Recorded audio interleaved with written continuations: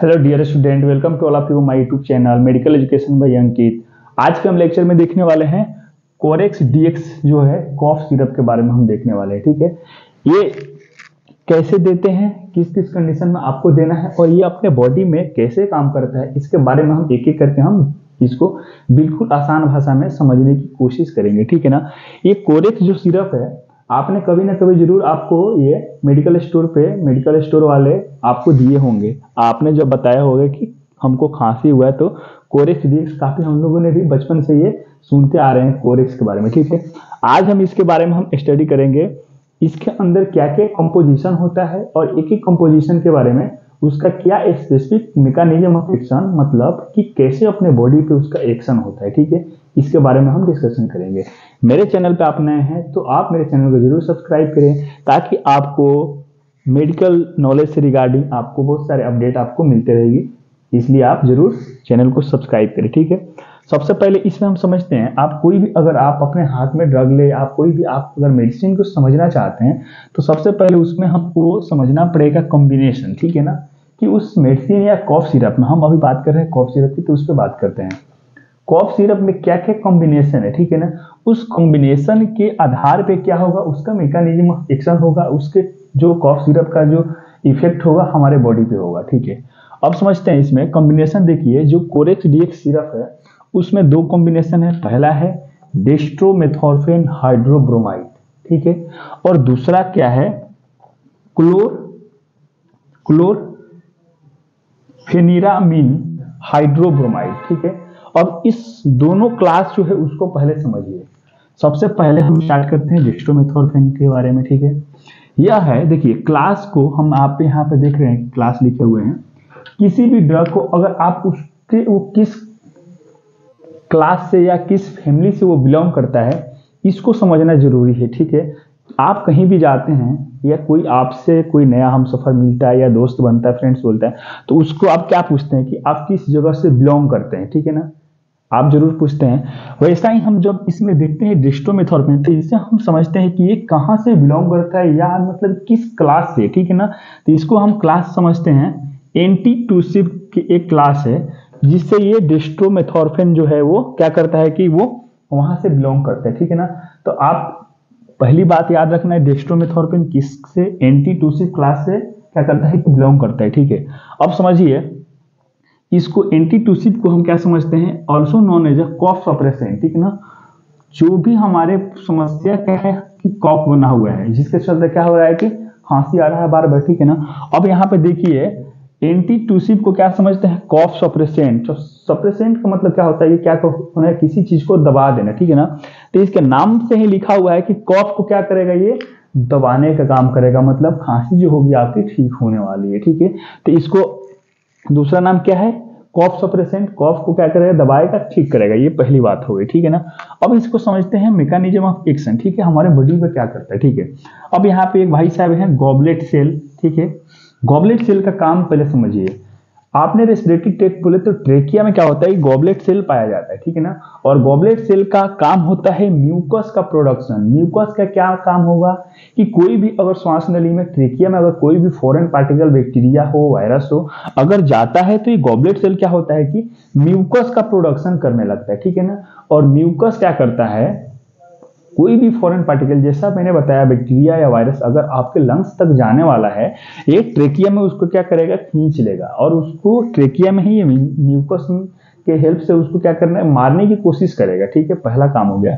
दूसरा काम हो गया कि जब आप सांस ले रहे हैं तो वहां पे मॉइस्चरिंग का काम करता है। ठीक है ना, वहां पे ड्राई सूखने नहीं होने देना है, उसको गीला करके रखता है। ठीक है, म्यूकस का दूसरा काम हो गया। ठीक है, लेकिन अगर कोई भी बाहरी चीजें, जैसे कि मैं पैथोजन बताऊं, जैसे बैक्टीरिया हो गया, वायरस हो गया, अगर आपके रेस्पिरेटरी ट्रैक्ट से होते वो लंग्स में जाना चाह रहा है तो वहां पे ये किल करने की कोशिश करेगा, और किल करने की कोशिश करेगा तो वहां पे क्या होगा कि गॉबलेट सेल जो है वो म्यूकस का प्रोडक्शन बढ़ाने लगता है। ठीक है, और वही म्यूकस जो होता है आगे चल के क्या होता है, वो कफ में कन्वर्ट हो जाता है, और जब ट्रेकिया में कफ बन जाएगा तो वहां से एक तरह का रिफ्लेक्स जनरेशन होता है।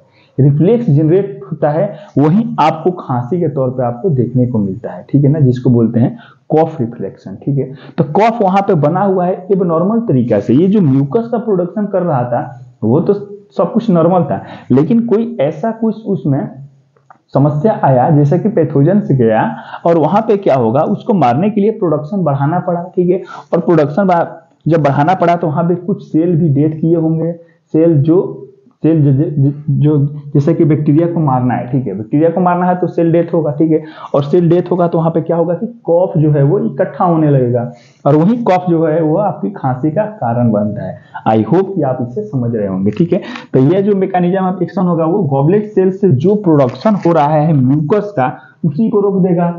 म्यूकस ही प्रोडक्शन नहीं होगा तो आगे चल के कॉफ नहीं बनेगा, और कॉफ नहीं बनेगा तो आपको खांसी आएगी, क्या खांसी नहीं आएगी। आपको ऐसे समझना है, ठीक है। आई होप कि आप समझ रहे होंगे, ठीक है। तो ये पहला जो है इसका कॉम्बिनेशन ये कंप्लीट हुआ। तो नेक्स्ट पॉइंट हम समझते हैं, जो सेकंड जो इसकी क्लास है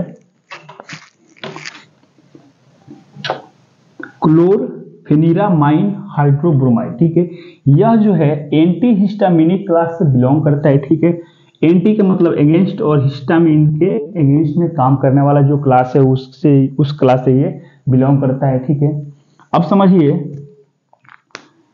इसका mechanism of action. It inhibit the activity of mast cells, ठीक है, दैट रिलीज हिस्टामिन और अदर्स मेडिएटर्स, ठीक है ना। अब ये जो मास्ट सेल है, आपको ये बता रहा हूं कि मास्ट सेल क्या करता है, कुछ मेडिएटर्स रिलीज करता है, जैसा कि मैंने हिस्टामिन को बताया, ठीक है ना। और हिस्टामिन क्या करते हैं, इन्फ्लामेशन करते हैं, ठीक है। और जब इन्फ्लामेशन होगा ना तो वहां पे क्या होगा, कॉफ जो है इकट्ठा होगा, ठीक है। और कॉफ इकट्ठा होगा तो आपको खांसी आएगी। तो इस जो एंटी हिस्टामिनिक क्लास का मतलब ये हुआ कि ये हिस्टामिन के अगेंस्ट में काम करेगा, मतलब कि मास्ट सेल की जो एक्टिविटी है जिससे हिस्टामिन जो रिलीज हो रहा है वो उसको क्या करेगा, कम करने की कोशिश करेगा। ये जो एंटी हिस्टामिन ड्रग देंगे तो मास्ट सेल की एक्टिविटी की कम हो जाएगी, तो हिस्टामिन जो है वो रिलीज नहीं होगा। हिस्टामिन जब रिलीज नहीं होगा तो क्या होगा, कफ जो है वो नहीं बनेगा, कफ नहीं बनेगा तो खांसी जो है वो धीरे धीरे क्या होगा, ठीक होगा, खांसी नहीं आएगी आपको, ठीक है। अब इसका हम डोज समझते हैं। डोज इसका 5 ml EDS इसका मेनली प्रेफर करते हैं, ठीक है। 5 ml आपको देना है, 3 टाइम देना है आपको, ठीक है। अब इसको समझते हैं, यूजेज इसका समझते हैं। कॉफिंग मतलब कि खांसी के लिए ही दे रहे हैं, तो खांसी को क्या करेगा, सही करेगा। आपको अगर स्नीजिंग आ रही है, छींक आ रही है, उससे भी आपको रिलीफ मिलने वाला है। रनिंग नोज, नाक से बहुत ज्यादा पानी आता है, उसको भी सही करेगा। उसके बाद से है वाटरी आइज, ठीक है ना। जब एलर्जी होता है ना तो आंख से भी क्या होता है कि आंसू आने लगते हैं, ठीक है।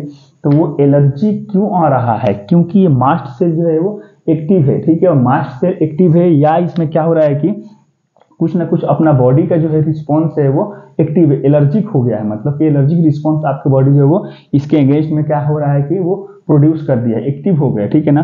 तो जब ही एंटी हिस्टामिनिक जो देंगे तो उससे आपको ये वाटरी आइज जो है, आपको लगता है ना कि आंख में इचिंग होता है या आंख से पानी आ रहा है बहुत ज्यादा, तो उसको भी ये ठीक करने, उससे भी क्या करेगा, ये आपको बिल्कुल रिलीफ दिलाएगा, ठीक है। उसके बाद से सोर थ्रोट में भी अगर कुछ है ऐसा तो उसमें भी आपको रिलीफ देखने को मिलता है, ठीक है।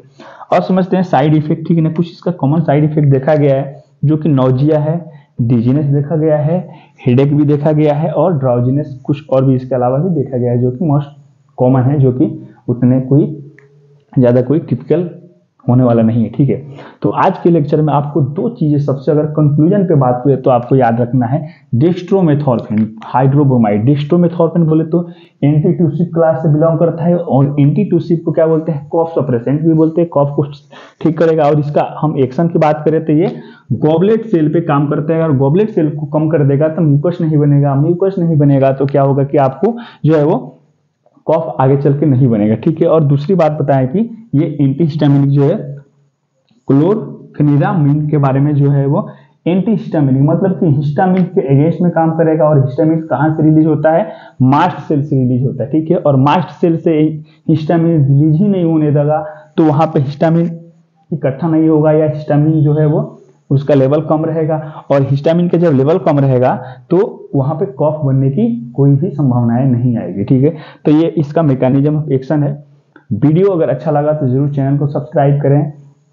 टॉपिक से रिगार्डिंग कोई भी आपको डाउट है तो जरूर आप कमेंट बॉक्स में क्वेश्चन करें या जरूर फीडबैक दें। ठीक है, लेकिन और इसका अगर हम स्पेशल पॉइंट की बात करें तो ये एल्कोहल फ्री है और कोडीन फ्री है, मतलब कि आपको नींद जो है वो इसमें नहीं आएगी। ठीक है, और ये बिल्कुल सेफ है। ठीक है, फिर मिलते हैं हम नेक्स्ट वीडियो में कोई नया वीडियो लेकर।